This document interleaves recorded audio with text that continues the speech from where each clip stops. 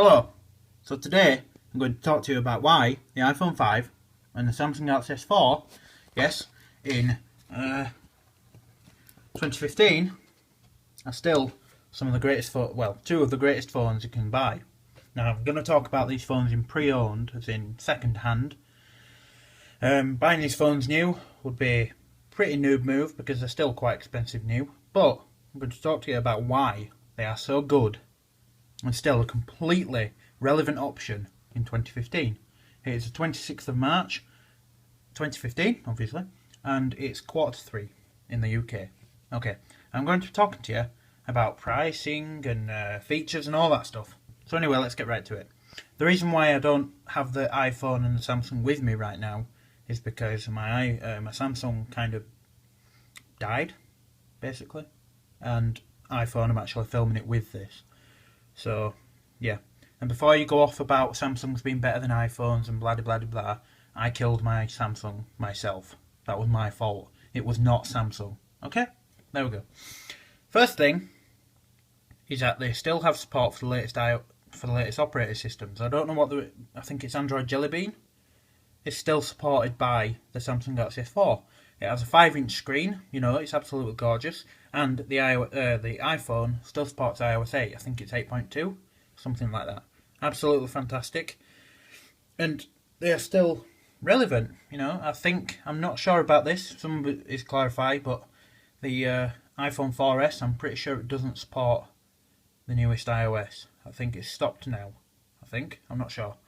The next thing is that they are actually, I'm not going to talk about the iPhone being very powerful, but in terms of iOS, it is still very powerful compared to the most recent iPhones, like the 6 and 6 Plus. It's still powerful compared to those. And the Samsung still has a 1.9, I think it's 1.9, a 1.9 GHz processor, quad core, it runs Android.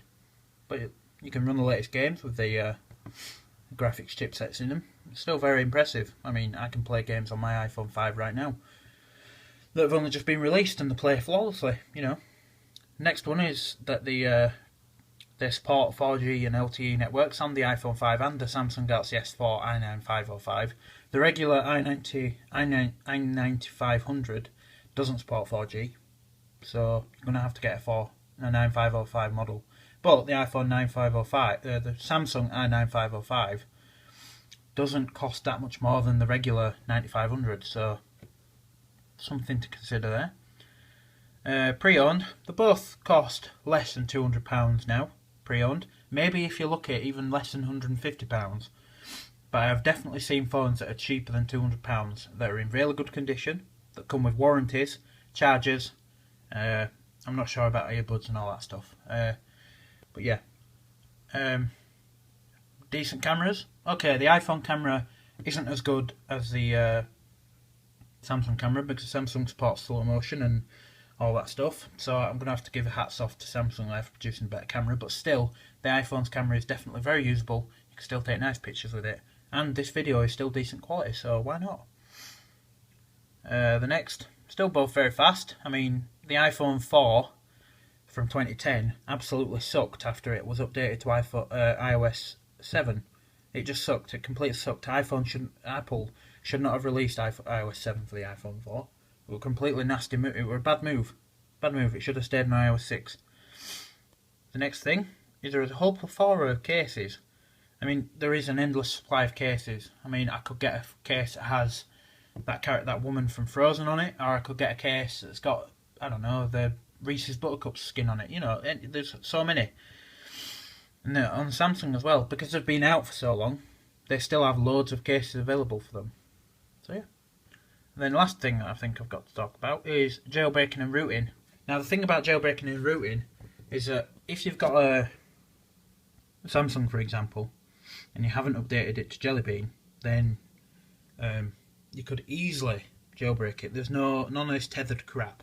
You can just jailbreak it, root it straight away, simply, with not having to worry about it actually being compatible.